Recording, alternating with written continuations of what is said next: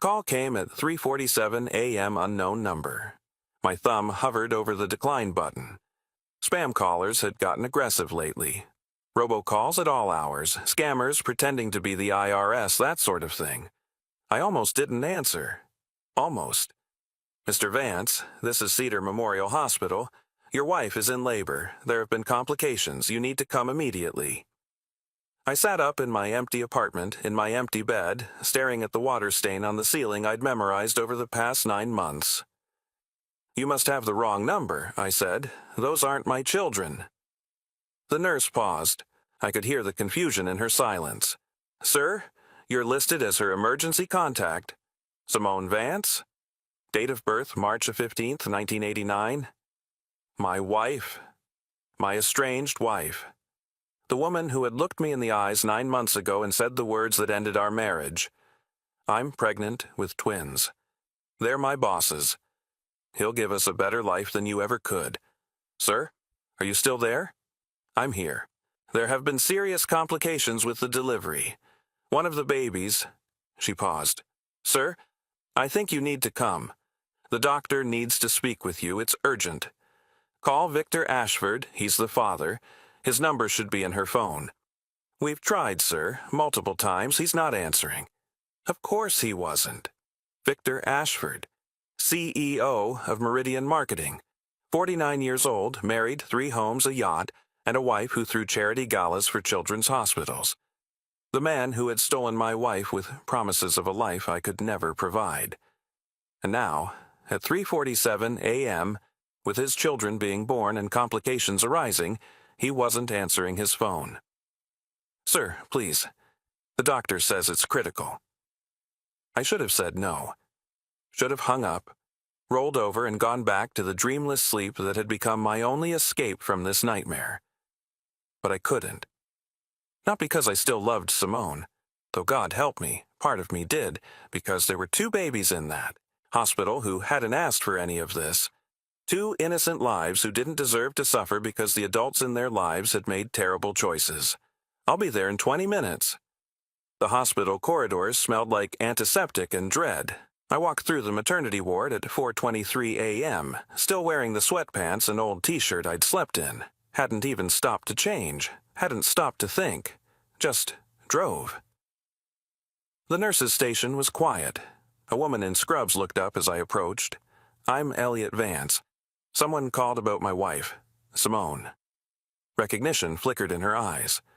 The same recognition I'd seen for 9 months, the look people give you when they know your shame before you've spoken a word. Mr. Vance, yes. Dr. Carver asked to speak with you. Room 412, but first... She stood. Follow me, please. She led me down a side hallway, away from the main ward, to a small consultation room with soft lighting and tissue boxes on every surface. A room for bad news. Dr. Naomi Carver was waiting inside. Mid-40s, silver streaks in her dark hair, the kind of calm expression that doctors wear when they're about to destroy your world. Mr. Vance, thank you for coming. Please, sit down. I sat. My legs felt like they belonged to someone else. Is Simone okay? Your wife is stable. The delivery was difficult, emergency C-section, but she's recovering. She's sedated now. And the babies? Dr. Carver's expression shifted, that careful, practiced mask slipping just enough to show the human underneath. Mr. Vance, I need to tell you something, and I need you to listen carefully. Can you do that? I nodded. There were 2 babies. Twins. A boy and a girl. Were? She took a breath. The boy didn't survive. There were complications during delivery. The umbilical cord was wrapped around his neck. We did everything we could, but... She paused. I'm so sorry. I felt something. A distant pang, a shadow of grief for a child I'd been told. Wasn't mine. A child I'd spent 9 months trying not to think about, trying not to picture, trying not to love. The girl? She's alive, but there's a problem. Dr. Carver leaned forward. She has a rare blood condition. It's treatable, but she needs an immediate transfusion, a specific type of transfusion that requires a genetic match. Then use the parents. Simone, or I couldn't say his name. The father. We tested your wife. She's not compatible. We also reached out to the man your wife indicated as the biological father, Victor Ashford. And he finally answered our call about 30 minutes ago. We explained the situation, asked him to come in for testing. Dr. Carver's jaw tightened. He refused. He refused? He said, and I quote, "Those aren't my children. I don't know what she told you, but I'm not the father. Don't call me again." The room tilted. I gripped the armrest of my chair.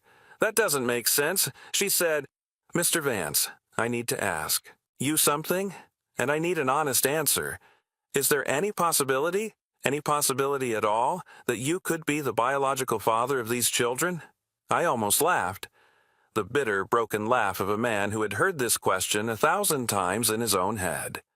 "No, I'm infertile. I was tested in 2019. The doctors said my chances of fathering children were less than 2%. Less than 2% isn't 0%. I haven't been intimate with my wife since—" I stopped, counted backward. January, early January, right before she told me about the affair. That would be approximately 10 months ago, consistent with a full-term twin pregnancy. But she said the babies were Victor's. She said, "Mr. Vance." Dr. Carver held up a hand. "With your permission, I'd like to run a quick blood test. If there's even a small chance you could be a genetic match for the transfusion, we need to explore it. A baby's life is at stake." I stared at her. My mind was spinning, grasping at fragments of memory, trying to make sense of something that refused to make sense. "Fine. Test me." They drew my blood at 4:41 a.m. At 5:15 a.m., Dr. Carver found me in the waiting room and asked me to follow her back to the consultation room. Her face was different now. The careful mask was gone, replaced by something I couldn't read, confusion, maybe, or wonder. "Mr. Vance, I have the results of your blood test. Am I a match?" "You are." Relief. A small measure of relief for a baby I'd been told wasn't mine. "Good. Use my blood. Whatever she needs." "Mr. Vance, there's more." Dr. Carver sat down across from me. "The blood test didn't just confirm compatibility, it confirmed something else." "What?" "You're not just a genetic match for the transfusion. You're a genetic match because—" She paused, met my eyes. "Elliot, you're the biological father." The world stopped. "That's impossible." "It's not. The DNA markers are unmistakable. You are the biological father of both twins, the girl who survived and the boy who didn't." "But I'm infertile. The tests said you had a less than 2% chance. That's not zero. And sometimes, rarely, but sometimes those odds beat expectations." She leaned forward. "Mr. Vance, I don't know why your wife told you these babies weren't yours. I don't know what happened in your marriage, but I can tell you with medical certainty that those children share your DNA." I couldn't breathe. 9 months of agony, of sleeping alone in a studio apartment, of waking up every morning to the memory of my wife's words, "They're my bosses. He'll give us a better life than you ever could." 9 months of believing I was broken, worthless, a man who couldn't give his wife the one thing she wanted, and none of it was true. The babies were mine. They had always been mine. "Mr. Vance? Elliot? Are you okay?" I wasn't okay. I was the furthest thing from okay that a human being could be. But somewhere in the hospital, in the NICU, a baby girl, my baby girl, was fighting for her life. "Take my blood," I said. "Take whatever she needs." Let me tell you about the 9 months I spent dying inside. My name is Elliot Vance. I was born in 1986 in Portland, Oregon, only child of Frank and Ruth Vance. My father was a postal worker. My mother was an elementary school teacher. We weren't rich, but we were happy. They showed me what a good marriage looked like, 37 years together before my father passed in 2021. I became an accountant, not glamorous, but steady. I liked the order of numbers, the way they always added up if you were careful enough. I liked knowing that there was a right answer to every problem, even if it took time to find it. I met Simone Hartley in 2014 at a friend's birthday party. She was 25, working as a marketing coordinator, dreaming of bigger things. She had this energy about her, this magnetic confidence, that made everyone in the room want to be near her. I fell hard. We all do, when we're young and stupid and can't tell the difference between charisma and character. We married in 2016. I was 30, she was 27. Nice ceremony at a vineyard outside Portland. Her parents didn't approve of me. I wasn't ambitious enough, wasn't wealthy enough, wasn't enough. But Simone insisted. She said she loved me for who I was, not what I could give her. I believed her. For the first 2 years we were happy. We bought a small house in a decent neighborhood. We talked about the future. Kids, mostly. We both wanted them. 2 or 3, house full of noise and laughter and love. In 2018, after a year of trying with no success, we went to a fertility specialist. The news hit me like a truck. Mr. Vance, your sperm count is severely low. Combined with motility issues, your chances of natural conception are less than 2%. There are options. IVF, donor sperm. But I want you to understand the reality. The reality. The reality was that I was broken, less than a man, unable to give my wife the one thing she wanted most in the world. Simone said it was okay, said we could explore other options, said she loved me no matter what. But something changed after that diagnosis. She started working later, spending more time at the gym, taking more interest in her appearance, new clothes, new hairstyles, new attention to makeup she'd never bothered with before. In 2020, she got a new job at Meridian Marketing. Better salary, better title, better future. Her boss was Victor Ashford, the CEO. She talked about him constantly, how smart he was, how successful, how he was going to help her career. I was happy for her, proud of her. I didn't see what was happening right in front of my face. February 14th, 2024. Valentine's Day. I came home from work with flowers and a reservation at her favorite restaurant. I'd been planning it for weeks, a romantic evening. Chance to reconnect after months of feeling distant. Simone was sitting on the couch when I walked in. She wasn't dressed for dinner. She was wearing sweatpants and a t-shirt. Her hair pulled back, no makeup. "We need to talk," she said. Those 4 words. The 4 words that end marriages. I sat down, put the flowers on the coffee table between us. "I'm pregnant," she said. "Twins." For one beautiful, impossible moment, I felt joy. Pure, overwhelming joy. After years of being told it couldn't happen, after accepting that I would never be a father. "They're not yours." The joy died. "What?" "I've been seeing someone for almost a year. I'm sorry, Elliot. I didn't mean for it to happen, but..." She took a breath. "It's Victor. We're in love. And he can give me the life you never could." I couldn't speak, couldn't move, couldn't process what I was hearing. He's leaving his wife. We're going to be together. He has houses, Elliot, multiple houses, a yacht. He knows people, opens doors. He can give these babies everything, private schools, trust funds, opportunities you and I could never dream of. "You're leaving me." "Yes." She said it simply, factually, like she was discussing the weather. "I know this is hard, but I've thought about it and it's the right decision. For me, for the babies, for everyone." "For everyone?" "Elliot, be realistic. You couldn't give me children. You can barely give me a decent vacation. Victor can give me the world." I should have screamed, should have thrown things, demanded answers, fought for my marriage. But I didn't. I just nodded. "Okay." That's all I said. One word, the only word I had left. "Okay?" She seemed surprised, like she'd expected a fight. "If that's what you want." My voice was hollow, empty. "I'll move out this weekend." "Elliot, I hope he makes you happy, Simone. I really do." I stood up, picked up the flowers, walked to the kitchen and threw them in the trash.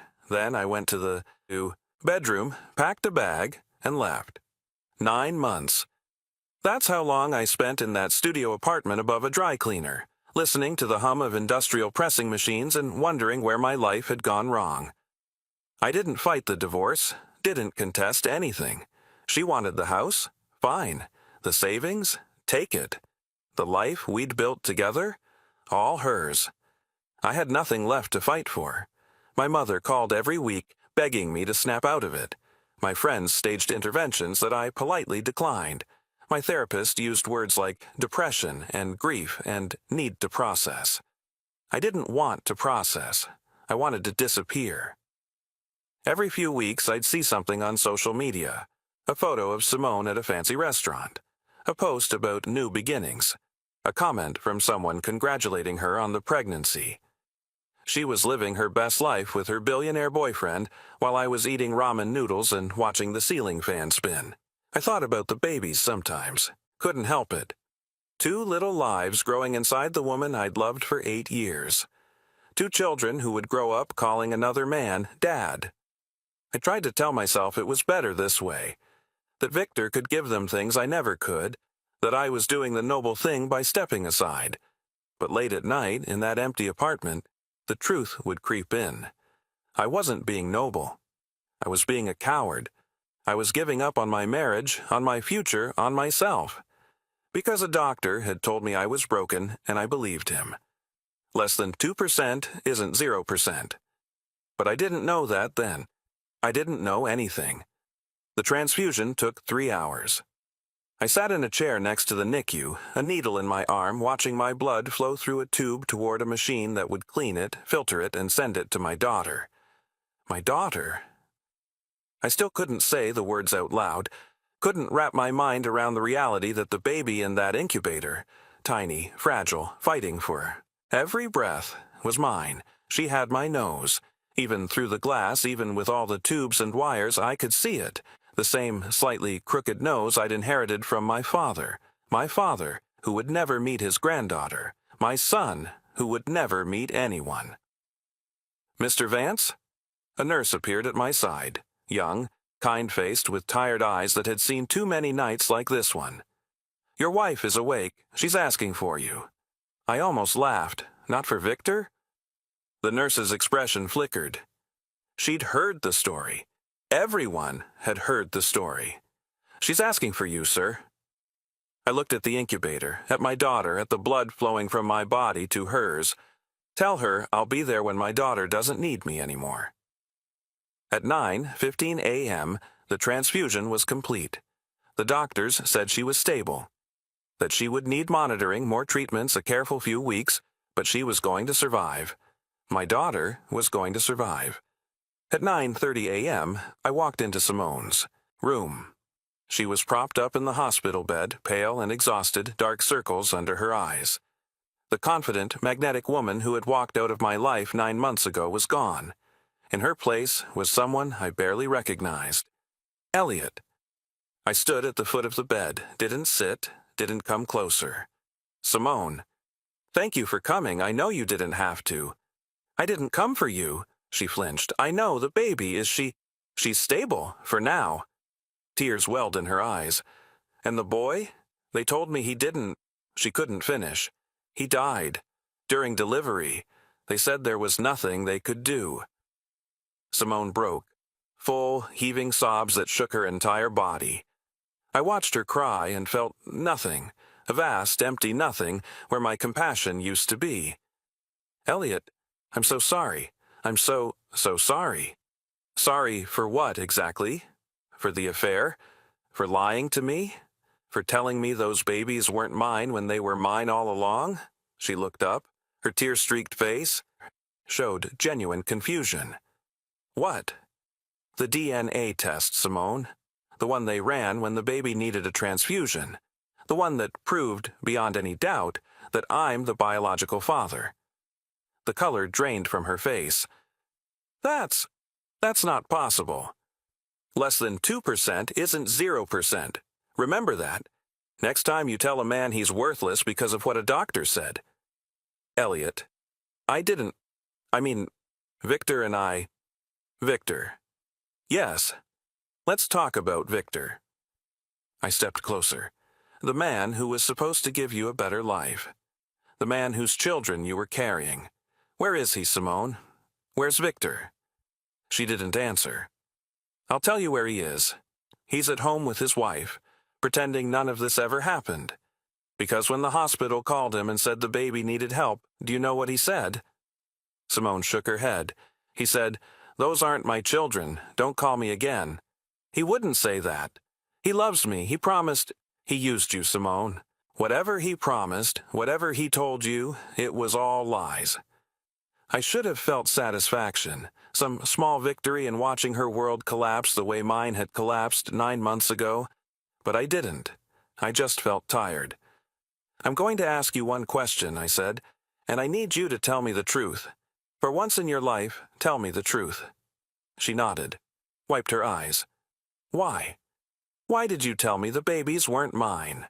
Why did you destroy our marriage over a lie?" Simone was quiet for a long moment. When she spoke, her voice was barely a whisper. "Because he paid me." The truth came out in pieces. Victor Ashford was infertile. Completely, irreversibly infertile. A vasectomy in his 30s that he'd never told his wife about, followed by complications that made reversal impossible. His wife, Patricia, had been pressuring him for years to have children. She wanted a family. She wanted a legacy. And Victor, terrified of losing his marriage and half his fortune in a divorce, had been desperately searching for a solution. That's when Simone got pregnant. "I didn't even know I was pregnant at first," she said, staring at the hospital blanket. "When I found out, I was scared. I thought you would be happy. I thought maybe the doctors were wrong. So, why didn't you tell me?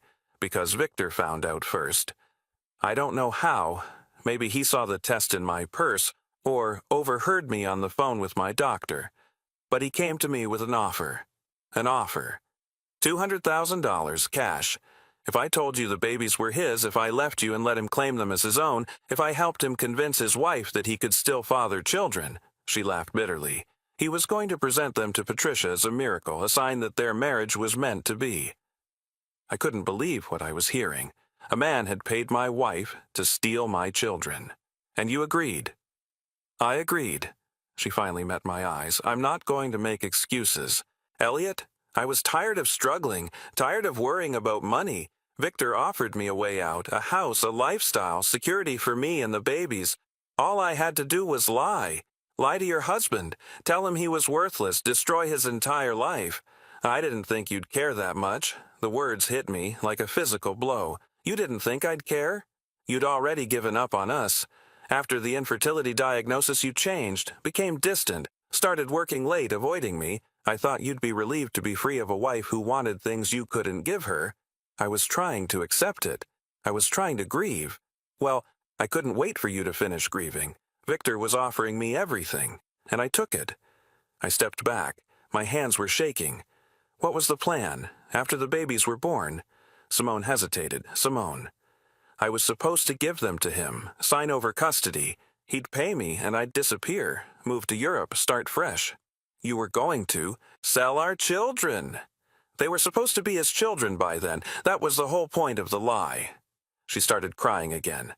"But I couldn't do it, Elliot.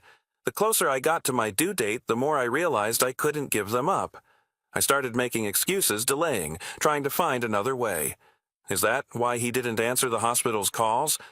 Because you backed out of the deal? He's furious with me. He said if I didn't follow through, he'd destroy me. Tell everyone the truth, ruin my reputation, make sure I never worked again." She gripped the blanket with both hands. I didn't know what to do. I was trapped. I looked at this woman, this stranger who had once been my wife, and I felt something I hadn't expected. Pity, not forgiveness, not love.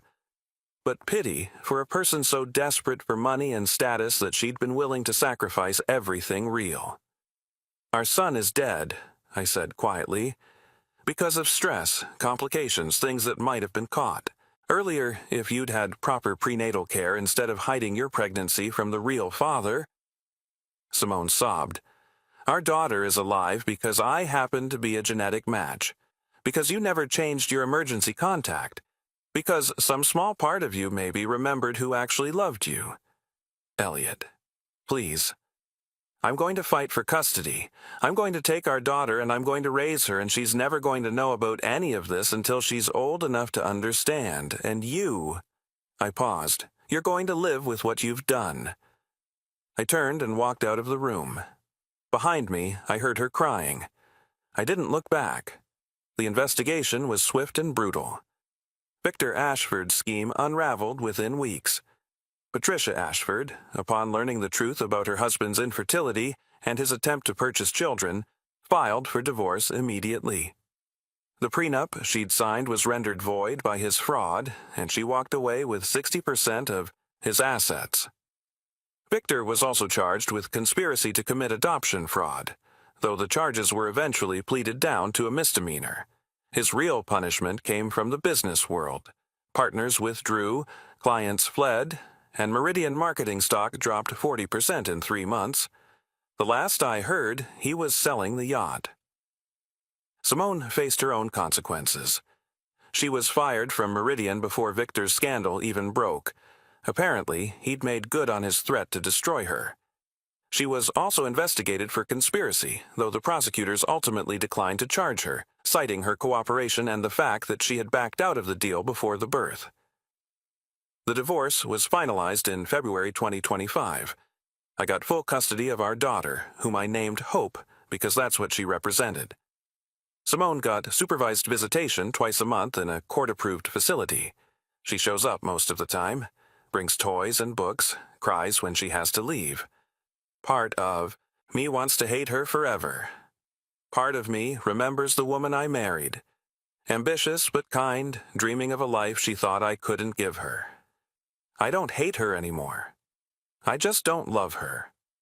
2 years have passed since that night at the hospital. I'm 40 now. Still working as an accountant, though I got a promotion last year. Senior financial analyst with a real office and a door that closes. I make $82,000 a year, which isn't yacht money, but it's enough. More than enough. Hope is 2 years old. She has her mother's dark hair and my crooked nose. She's learning to talk, mostly dada and no and more, the essential vocabulary of a toddler. She loves applesauce, hates broccoli, and goes absolutely crazy for the songs on this one kid's show about a cartoon dog. I watch that show 3 times a day. I don't mind. My mother moved to Portland last year to help with childcare. 68 years old and still sharper than I'll ever be. She says Hope reminds her of my father, something about the way she laughs, the way she looks at the world like it's full of wonders. I believe her. There's a cemetery on the east side of town. Small, quiet, surrounded by oak trees that turn golden in the fall. I go there once a month, sometimes more. My son is buried there. I named him Oliver, after my father. The birth certificate was complicated. Legally, I had to prove paternity before I could claim him, and by then he was already gone. But the funeral home understood. They let me hold him once, briefly, before they took him away. He looked like me, too. Same crooked nose, same tiny fingers. Hope has a twin brother she'll never know. A brother who died before he could take his first breath because his mother's lies had created a situation too complicated for proper medical care. I don't know how I'll explain it to her someday. Don't know how you tell a child that she had a brother, that he didn't survive, that the circumstances were too ugly for fairy tales. But I'll figure it out. Parents always do. I visit Oliver's grave every Sunday. Hope comes with me now, though she doesn't understand. She just knows that Sunday means a drive to the pretty place with the big trees, and Daddy gets quiet for a while and then we go get ice cream. Rituals matter. That's what my therapist says. Rituals help us process grief, honor what we've lost, and find a way forward. Last Sunday, Hope toddled over to the headstone. Just a small marker, gray granite with Oliver's name and a single date, and patted it with her tiny hand. Dada? That's your brother, I said. His name is Oliver. Ver? Oliver. He's watching over you from somewhere far away. She looked at the stone, then at me, then back at the stone. Bye-bye, Oliver, she waved. That innocent wave toddlers do with the whole arm, full of enthusiasm for a world she doesn't yet understand. I cried. Not sad tears. Well, some sad tears, but mostly something else. Something. Gratitude, maybe. For the daughter I have, for the son I got to hold even briefly, for a life that didn't go the way I planned, but somehow ended up exactly where I needed to be. I got a letter from Victor Ashford 3 months ago. Handwritten. 5 pages. An apology, sort of. He said he was sorry for the way things unfolded, for any pain that resulted from my decisions, for the unfortunate circumstances that led to your son's passing. Unfortunate circumstances. Like my son's death was a weather event, something that just happened without cause or blame. I burned the letter. Some apologies aren't worth accepting. I think about that phone call sometimes. 3:47 a.m. unknown number. The call. I almost didn't answer. If I had declined, if I had rolled over and gone back to sleep, my daughter might have died. The hospital would have kept trying to reach Victor, would have eventually found another solution, but maybe not in time. Maybe the delay would have been too long. Maybe I would have learned the truth about my children only after it was too late to save either of them. One phone call, one decision, one moment where I chose to show up, even when I thought I had nothing to show up for. That's what fatherhood is, I've learned. It's not about being perfect or wealthy or having all the answers. It's about showing up. Again and again, even when it's hard, even when you're tired, even when you don't think you have anything left to give, you show up. And sometimes, when you least expect it, you discover that everything you thought you'd lost was waiting for you all along. Hope is sleeping now. I'm sitting in the living room of our small apartment, watching the sunset through the window, thinking about everything that's happened. My wife betrayed me, my son died, my life fell apart, and yet I'm happier now than I was before any of it happened, not because of the tragedy, never because of that, but because of what came after. I have a daughter who loves me unconditionally, a mother who flew across the country to help me raise her, a career that pays the bills and leaves time for bedtime stories, a life that isn't fancy or impressive, but is mine. Fully, completely mine. Simone wanted more. Victor wanted more. They schemed and lied and manipulated because they thought more was the answer.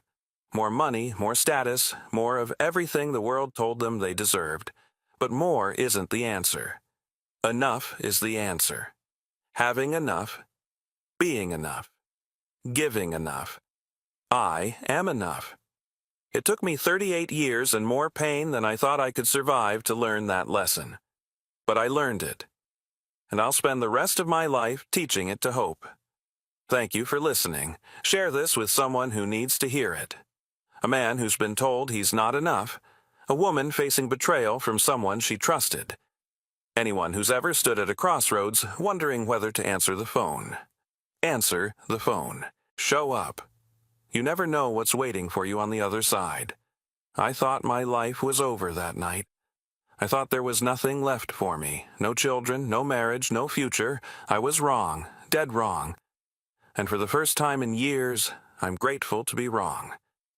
It's Sunday morning now. Hope is awake, calling for me from her crib.